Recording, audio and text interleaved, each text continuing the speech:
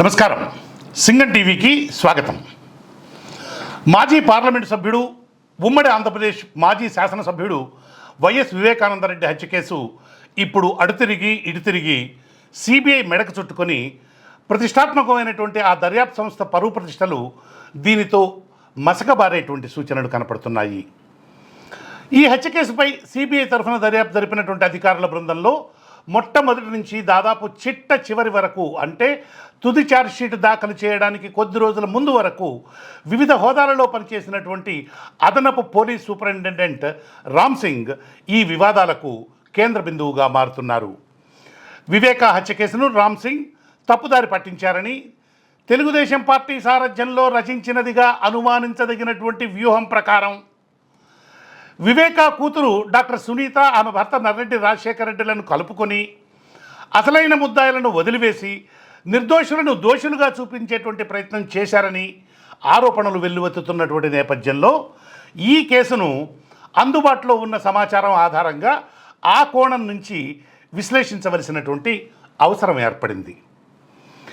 వివేకా హత్య కేసు దర్యాప్తులో రామ్ సింగ్ వ్యవహార శైలిపై సుప్రీంకోర్టు లోగడ తీవ్రమైనటువంటి అసంతృప్తిని వ్యక్తం చేస్తూ ఆయనను కేసు విచారణ బాధ్యతల నుంచి పూర్తిగా తప్పించి సిబిఐ సూచించినటువంటి మరొక ఐపీఎస్ అధికారిని ఆయన స్థానంలో నియమించినటువంటి విషయం సింగం టీవీ లోగడ ఒక వీడియోలో చెప్పడం జరిగింది.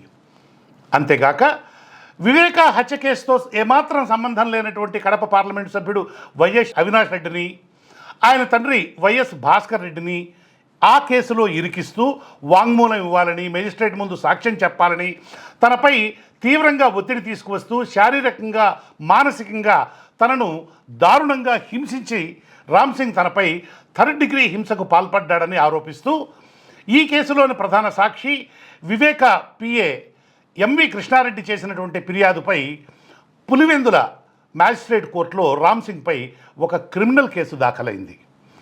అలాగే ఈ కేసుకు సంబంధించి పలువురు సాక్షులు కూడా తాము ఒకటి చెబితే రామ్ సింగ్ మరొకటి రాసుకున్నారని, తాము చెప్పినటువంటి విషయాన్ని చెప్పినట్లు కాకుండా దానికి వ్యతిరేకంగా నమోదు చేసుకున్నారని, ఛార్జ్షీట్లోని అంశాలపై ఫిర్యాదులు వస్తున్నటువంటి నేపథ్యంలో ఆ కోణం నుంచి కూడా ఈ కేసుని కూలంకషంగా పరిశీలించవలసినటువంటి అవసరం ఉంది.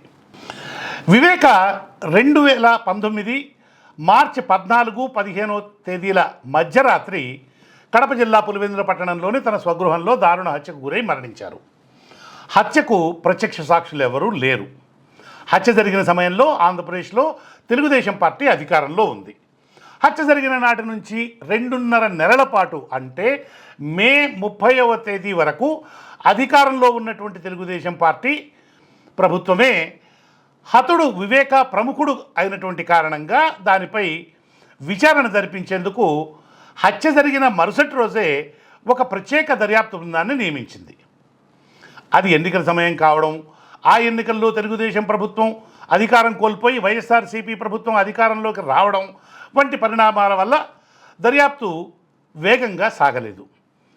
వివేక హత్య కేసుపై దర్యాప్తు ఆలస్యంగా జరుగుతోందని ఆ మరుసటి ఏడాది ఆయన కుమార్తె సునీత ఆంధ్రప్రదేశ్ హైకోర్టుకు వెళితే, హత్య జరిగిన ఏడాది తర్వాత, అంటే 2020 మార్చి 11వ తేదీన కేసును హైకోర్టు సిబిఐకి అప్పగించింది. కేసు ప్రాముఖ్యత దృష్ట్యా చంద్రబాబు ప్రభుత్వం మొదట్లోనే ఆ కేసును సిబిఐకి అప్పగించేదే కానీ, అప్పటికి చాలా కాలం కిందటే ఆంధ్రప్రదేశ్లోకి సిబిఐ ప్రవేశంపై చంద్రబాబు నిషేధం విధించిన దృష్ట్యా అది సాధ్యపడలేదు. ఏది, వివేకా హత్య కేసును సిబిఐకి అప్పగించడానికి చంద్రబాబుకి అప్పట్లో వీలు కాలేదు. కేసు తీసుకున్న నాటి నుంచి 120 రోజులకు, అంటే 4 నెలలకు సిబిఐ ఈ కేసులో తాజాగా ఎఫ్ఐఆర్ నమోదు చేసి, ఆ తర్వాత మరో 474 రోజులకు, అంటే 1 సంవత్సరం 3 నెలల తర్వాత 2021 అక్టోబర్ 26వ తేదీన మొట్టమొదటి ఛార్జ్షీట్ను దాఖలు చేసింది.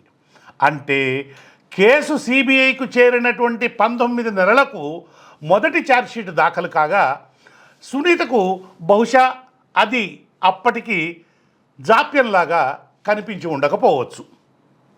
అంటే వివేక హత్యకు గురైనటువంటి 2 సంవత్సరాల 7 నెలల తర్వాత ఆయన హత్య కేసులో మొదటి ఛార్జ్షీట్ దాఖలైంది. మరో 20 నెలలకు సిబిఐ తన చివరి ఛార్జ్షీట్ను దాఖలు చేసింది. ఒక ప్రముఖ రాజకీయ నాయకుని హత్యపై దర్యాప్తులో ఇంత జాప్యం, అలసత్వం ఎందుకు జరిగింది అనేటువంటి ప్రశ్నలకు సమాధానం 2 తెలుగు రాష్ట్రాలలో లభించకపోవచ్చు, కానీ ఢిల్లీలో దొరికే అవకాశం ఉందేమో. ఒక్కసారి అక్కడికి వెళ్ళి పరిశీలించి వద్దాం.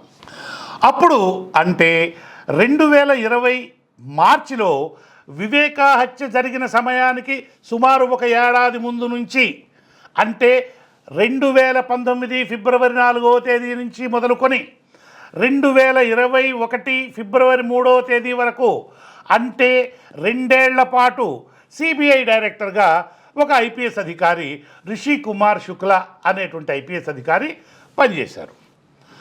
ఆయన తర్వాత 2021 మే 25వ తేదీన ఆ పదవిలోకి సుబోధ్ కుమార్ జైస్వాల్ అనేటువంటి మరో ఐపీఎస్ అధికారి ఆ పదవిలోకి వచ్చారు. ఏ పదవిలోకి? సిబిఐ డైరెక్టర్ పదవిలోకి. ఎవరు వచ్చారు?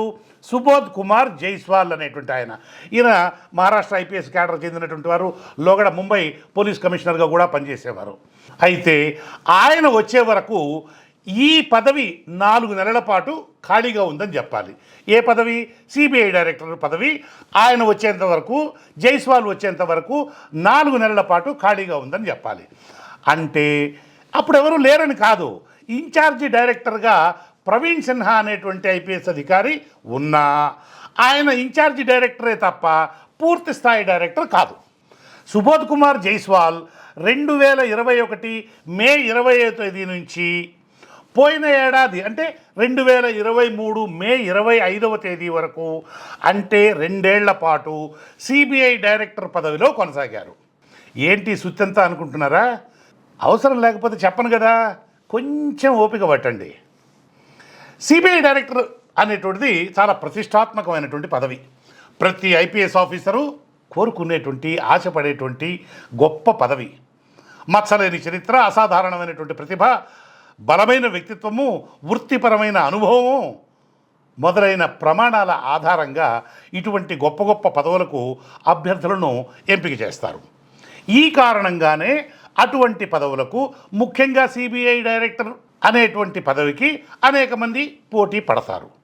అప్పుడు అంటే 2021 మే 20వ తేదీకి ముందు ఈ పదవికి కూడా చాలామంది పోటీ పడ్డారు.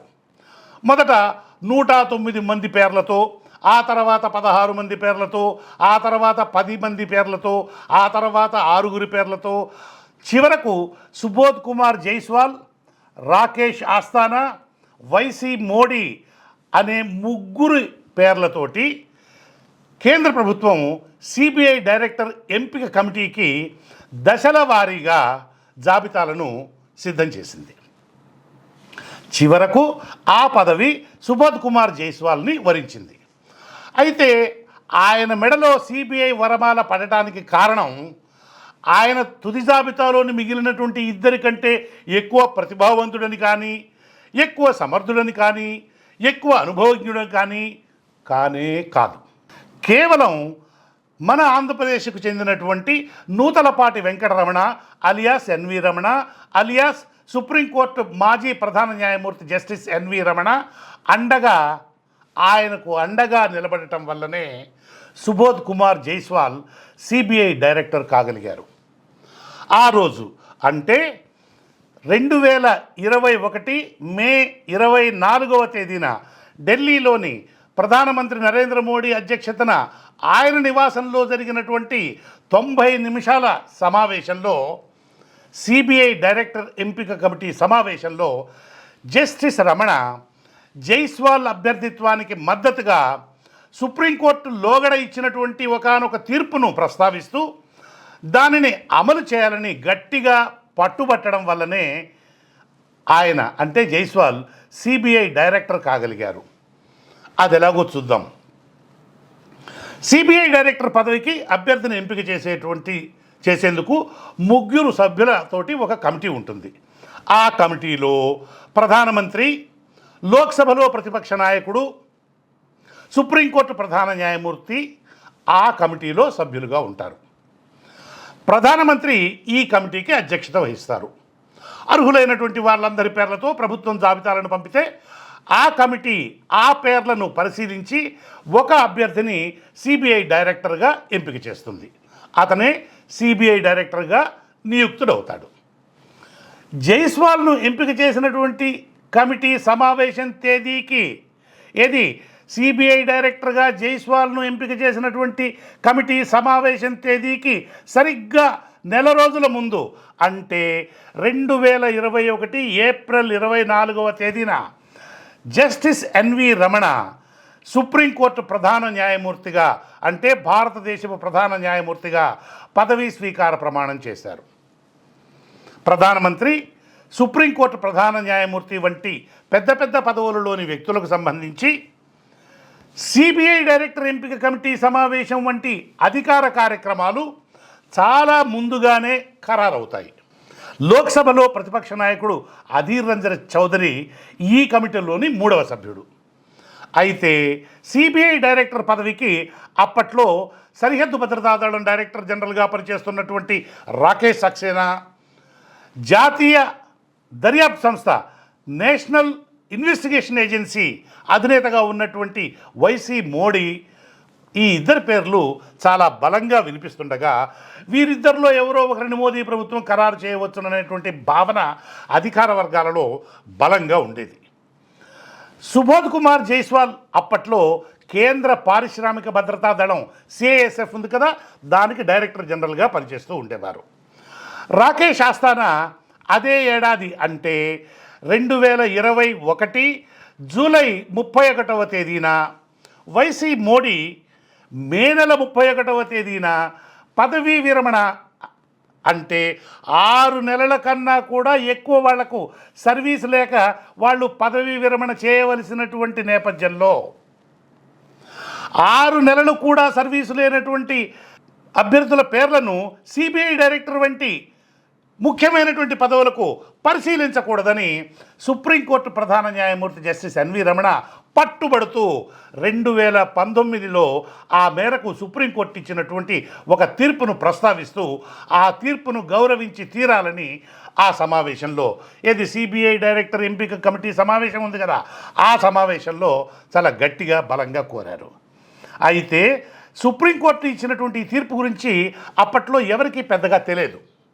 పైగా సిబిఐ డైరెక్టర్ పదవికి అభ్యర్థన చేసేటువంటి విషయంలో ఇలాంటి నిబంధనను అమలు చేయడం అనేటువంటిది అదే మొదటిసారి కాగా, దీనివల్ల తాను కోరుకున్నటువంటి అధికారులను ఆయా పదవుల్లో నియమించుకునేటువంటి అవకాశం కేంద్ర ప్రభుత్వం కోల్పోతుంది. రిషి కుమార్ శుక్లా తర్వాత సిబిఐ ఇన్ఛార్జి డైరెక్టర్గా ప్రవీణ్ సిన్హాను నియమించేటువంటి సమయంలో ఈ సుప్రీంకోర్టు తీర్పును పాటించడం జరగలేదు. అప్పుడు ఎంపిక కమిటీ సభ్యుడిగా ఉన్నటువంటి ప్రధాన న్యాయమూర్తి, సుప్రీంకోర్టు ప్రధాన న్యాయమూర్తి ఎస్ఏ బాబ్డే కూడా ఈ తీర్పును ఆ సమావేశంలో, అంటే సిబిఐ డైరెక్టర్ ఇన్ఛార్జి డైరెక్టర్గా ప్రవీణ్ సిన్హాను నియమించేటువంటి సమయంలో కూడా ఈ తీర్పుని ప్రస్తావించలేదు. మరో మాటలో చెప్పాలంటే ప్రవీణ్ సిన్హా నియామకంలో ఈ తీర్పును కేంద్ర ప్రభుత్వం ఉల్లంఘించినట్లే భావించాలి. జస్టిస్ రమణ అలా సుప్రీంకోర్టు ఇచ్చినటువంటి తీర్పును గౌరవించాలని పట్టుబట్టడంతో జైస్వాల్తో పాటు పోటీలో ఉన్నటువంటి మిగిలిన ఇద్దరు ఎగిరిపోగా సిబిఐ డైరెక్టర్ పదవి జైస్వాల్నే వరించింది. సుబోధ్ కుమార్ జైస్వాల్ సిబిఐ డైరెక్టర్గా 2021 మే 25వ తేదీన పదవి స్వీకార ప్రమాణం చేసేశారు. ఆయన ఆ పదవిలోకి వచ్చిన తర్వాతే వివేకా కేసులో మొట్టమొదటి ఛార్జ్షీట్ను అప్పటి అదనపు ఎస్పీ రామ్ సింగ్ నేతృత్వంలో సిబిఐ దాఖలు చేసింది. మరో 20 నెలలకు మూడవది చివరిది అయినటువంటి ఛార్జ్షీట్ను దాఖలు చేసింది. చివరి ఛార్జ్షీట్ దాఖలు చేయడానికి 2-3 నెలల ముందు సుప్రీంకోర్టు ఆయనను వివేకా కేసు నుంచి తప్పించిన, కొత్తగా ఆయన స్థానంలో వచ్చినటువంటి వారెవరు గతంలోని పంథాను కొనసాగిస్తారే తప్ప మళ్ళీ కొత్తగా కొత్త కోణం నుంచి రెడ్డొచ్చి మొదలాడన్నట్లుగా దర్యాప్తు చేసేటువంటి ఆలోచన చెయ్యరు. వివేకా కేసులోనూ అదే జరిగి ఉండేందుకు అవకాశం ఉంది. చివరి నిమిషంలో రామ్ సింగ్ను దర్యాప్తు నుంచి తప్పించడం కూడా వ్యూహాత్మకమే అయి ఉండేటువంటి అవకాశాలను కూడా కొట్టిపారేయలేము.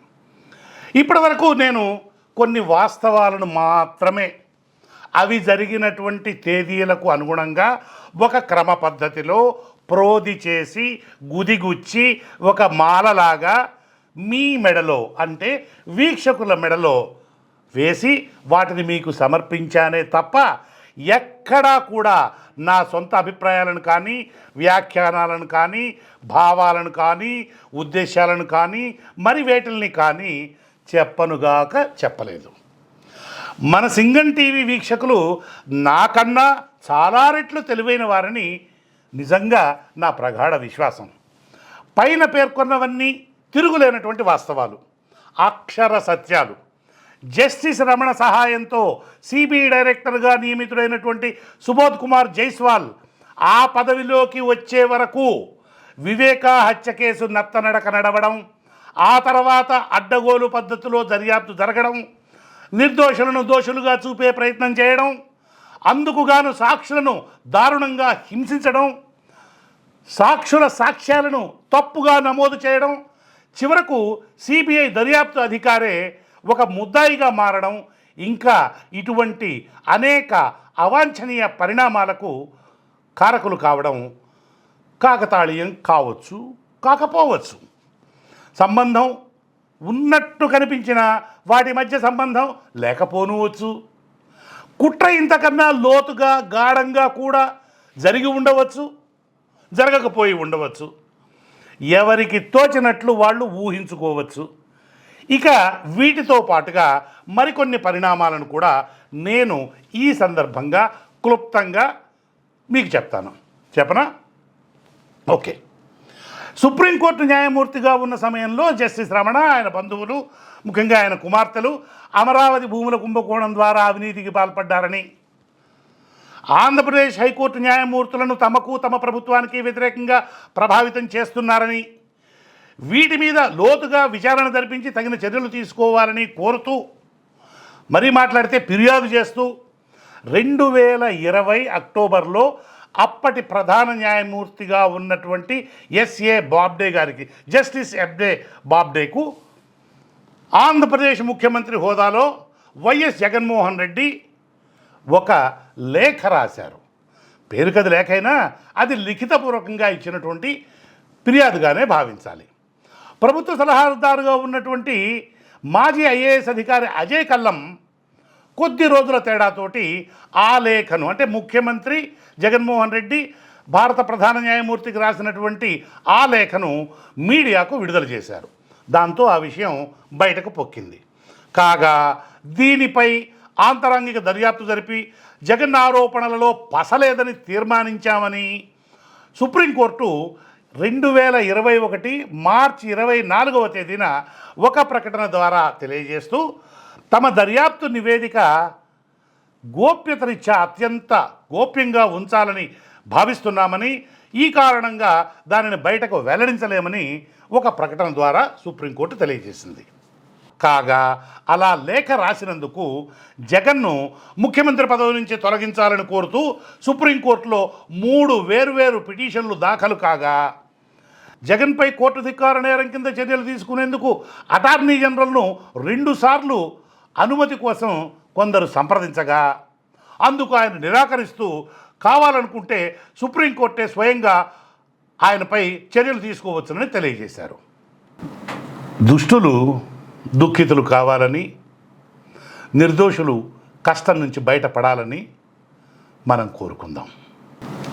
ఈ వీడియో మీకు నచ్చితే దీని మీద కామెంట్ చేయండి, దీనిని షేర్ చేయండి, దీన్ని లైక్ చేయడం అస్సలు మర్చిపోకండి. అంతే కూడా కాకుండా సింగం టీవీకి విచ్చేసి అక్కడ సబ్స్క్రైబర్స్గా చేరి ఆ పక్కనే ఉన్నటువంటి గంట గుర్తు కొట్టండి. నమస్కారం.